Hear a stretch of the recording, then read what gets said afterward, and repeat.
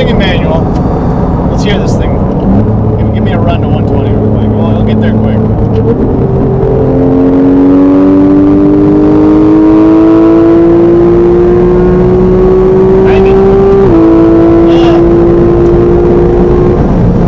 That's PDK, baby. Yeah. That immediate power that never cuts, right? Yeah. And this car sounds really good, actually. It doesn't sound loud. Yeah. It almost sounds stock. It's just stock plus. Very, very well done. I remember when I first saw this car on the track, I thought it was one of the best sounding cars I ever heard. Really? There's just something about a flat six, just singing it at max RPMs, right? Guys, hope you're doing amazing. In front of me right there is a 991.1 GT3 in a very, very beautiful Gulf livery. Thought you guys might enjoy checking out this car. It is currently for sale, and it's actually a really, really good buy, and I'm going to do just some quick content on it. It's a really, really well done livery, professionally installed. And I do apologize about the wind today. It also is a really nice spec. It's got the Porsche carbon ceramics, and we're going to take it on a little bit of a drive today just so you get the vibe. I personally think the 991.1 generation is one of the best values currently in the GT3 market. Still has a 3.8 liter flat six making 475 horsepower, and let me tell you guys, it rips. It's also a little bit smaller than the current generations, which makes it a bit better for the track, and you have a 10-year warranty. So Porsche had a lot of problems with the engines with the titanium connection rods initially, so they got rid of those and they gave you a 10-year warranty on these engines. So this car, even though it's a lot older, is actually still under a Porsche factory warranty to 120,000 miles. This particular one only has about 24,000 miles, and the current ask is in the low 130s. So this is a lot of car for the money. Howdy, my man. All right, man. How are you? Good. How's the car treating you? Yeah, man, it's good. Yeah? We just gotta go get some gas. Oh, we gotta get gas. Yeah, we gotta put some fresh fluid. Let's check out the spec, guys. So as you can see, the original car is gray, silver metallic. Very, very good color for this car, but look at the wrap, man. Done very, very well, in great condition. Car's been ceramic coated. Wheels are looking good. We're gonna get her all detailed up after this. We're gonna be heading to Nashville to Velocity for a drive. We'll be doing some content on that if you guys follow me on Instagram. And then notice these seats here. These are custom Sparco seats. Really, really awesome seats. This car is kind of like literally take it to the track, ready to roll, boys. And you got yourself a world-class race car. No, I agree. PDK is a world-class transmission. A little clunky when you're going slow, right? And all dual clutches are.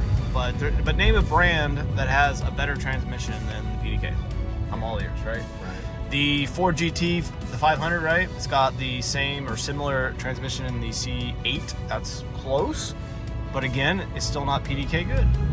You put this thing in PDK Sport, that little button right there, you take it around a track, it'll do all the shifting for you way faster and way better than you could even do yourself. And there's just not another brand or manufacturer that's really even close when it comes to that capability. And one of the reasons why is that he put a sole performance bypass pipe. Usually the guys that do that still keep the valves. Okay. Because if you want it to be quiet, you can. Yeah. But the only way you know that is to get on the gas, and we'll find out on 840, and you can run it with or without. But yeah. Maybe it's a good spec. You know, I'm always a fan of the aluminum trim. It's got the sport chrono. Yeah. This car is aging so well. You know, it's got actual buttons, right? Yeah. And you know, I'm a sucker for the older stuff. Yeah, and you know, and it's just like, I don't know, like my 13 RS5, like it had just enough. Right. You know what I'm saying? And like, I don't know, this thing's, I love what they did. Like, I don't know, this is just nice. Oh yeah. That's why Porsches are so expensive and so world class. They're just the best at what they do. So you can see if you're not hammering it though, and you don't have it on PDK Sport, it's butter, right? Yeah. I mean, it's just very easy to drive.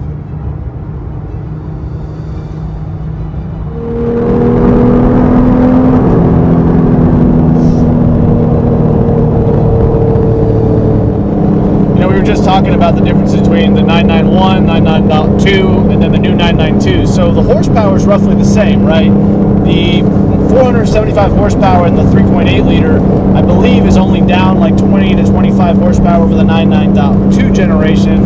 And then the 992 generation's kind of kept that same horsepower level in those low 500 range. Same thing with the torque as well. So really the only thing that they've done with the newer editions is the restyling. You know, you get the swan neck wing, they've increased the downforce, but in a lot of ways they also made the car a little bit bigger.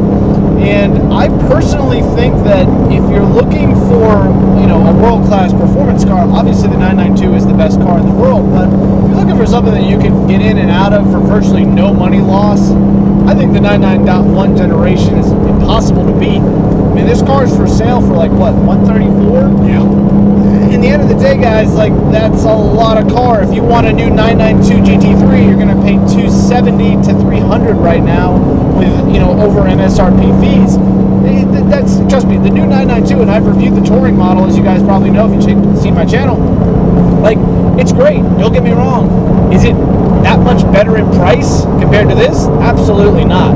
Absolutely not. This car is so much fun to drive, sounds so good, a little bit more analog than the new ones. You know, the new ones have gas particulate filters, they have more nannies, more creature comforts, etc. Whereas this one's more of a raw track car, which, let's be honest, this is a GT3, that's what it's designed and built for. To take it to the track, to beat on it consistently, and let that damn engine sing all the way to 9,000 RPMs. You have to be really careful where you take your foot off the accelerator in turns, because you have all the weight over the rear wheels.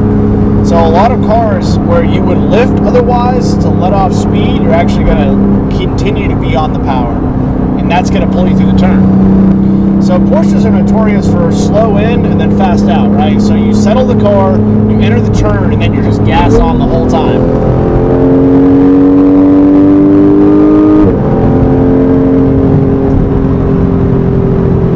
Oh, it sounds so good. God, it sounds good. There's just nothing quite like a naturally aspirated, you know, flat six. And everybody always says it, unless you've gotten in and experienced the car. Yes, there's V8s that sound better. Yes, there's V10s that sound better, etc. But there's just nothing wrong with a six, you know, flat six. Just truly world class. You know, I was actually talking to somebody. This was years and years and years ago, and they were like, "Yeah, man, you know, I like that car, but it gets weird in the corner." Well, I mean, yeah, and sure enough. I mean, you know, it is what it is. You know. Now, if you have a 4S, it doesn't really matter as much, right? Because it's all-wheel drive, but these cars, because they're rear-wheel drive and they have big fat 315s in the rear, right? Yeah, they're 100% all throttle control. You know, if you're really cooking it. And I've seen multiple guys spin out, and the reason why they spun out is because they let off the gas, they unsettled the back end, and then they just once it's loose, it's loose. Yeah. And if you're you know, pulling 1.5 Gs or 1.25 Gs, that's it. They spin out. Yeah. I've seen it with my own eyes multiple times this season on multiple tracks. Yeah. And then every time you see them, let off at the wrong time, too much speed. If anything, you trail brake. So you go ahead and put your foot on the left, you know, the brake as you're giving it fuel, and that'll slow you down just enough to carry you through the turn. Yeah. That's the way you have to drive these cars, unless you just want to kill yourself.